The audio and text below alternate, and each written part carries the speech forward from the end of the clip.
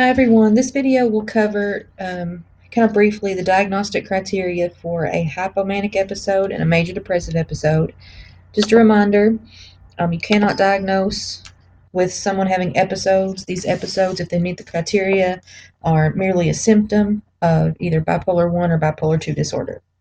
Okay, so if we look at the next slide, maybe, if I can get the computer to work.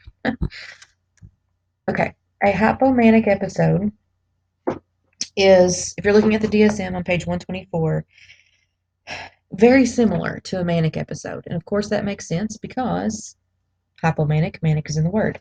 So if you look on page 124, you see the same 7 symptoms as in a manic episode. So there's no need to go over those.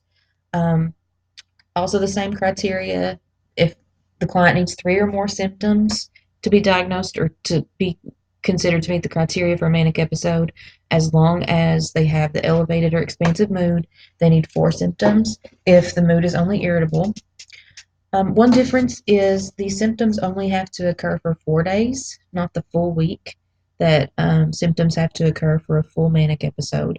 But the biggest difference in a hypomanic and a manic episode is the last bullet. In a hypomanic episode, the symptoms do not cause impairment in functioning.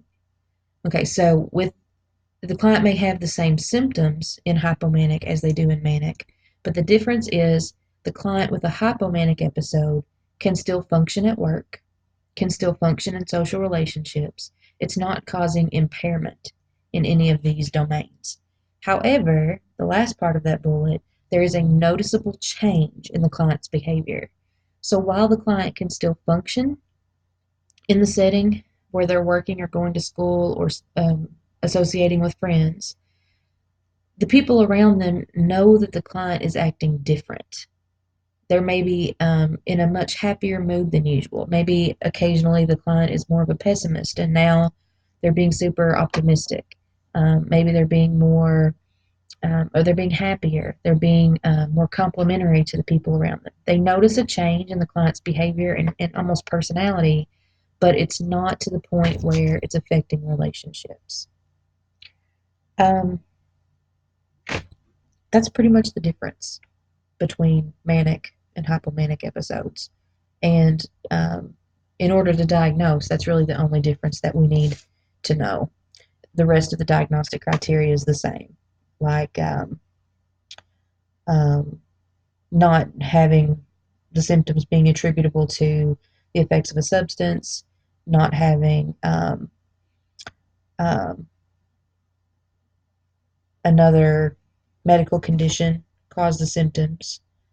Um, Just reading along here, I kind of forgot about this note.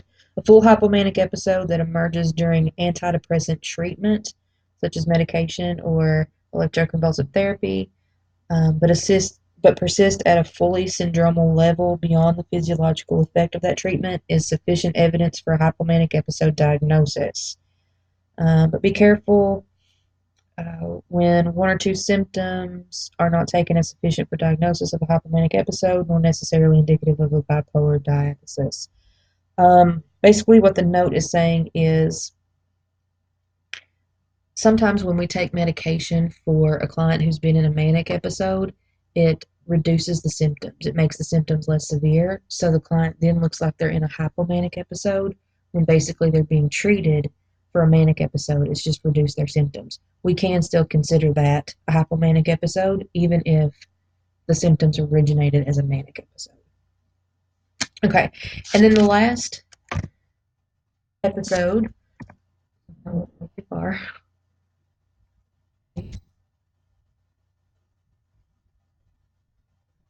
Huh, do I not have? Okay. The major depressive episode is not a part of the, the PowerPoint here, so we're just going to talk about it um, straight from the DSM. So on page 125, a major depressive episode, well, I guess I know now why it's not in the PowerPoint because it's basically the same diagnosis or the diagnostic criteria as major depressive disorder. So if you remember, you had to have 5 of 9 of the symptoms um, for major depressive disorder. So it's the same thing here.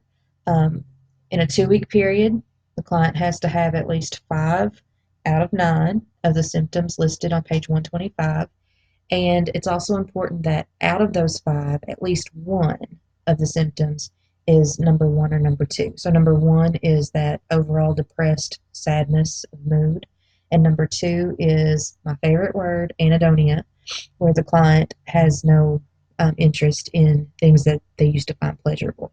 So we're not going to go through, just for the sake of time, all of those symptoms because we've already done that in the major depressive disorder video.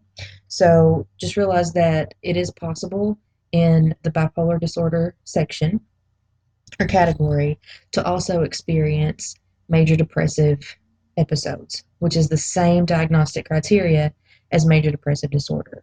So if you remember when we talked about major depressive disorder, we mentioned that you can't have major depressive disorder and bipolar disorder at the same time. You can't be diagnosed with both at the same time.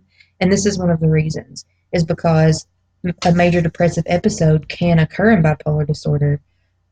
So that would rule out having both, because in major depressive disorder, you cannot have had any kind of history of a manic episode in your lifetime.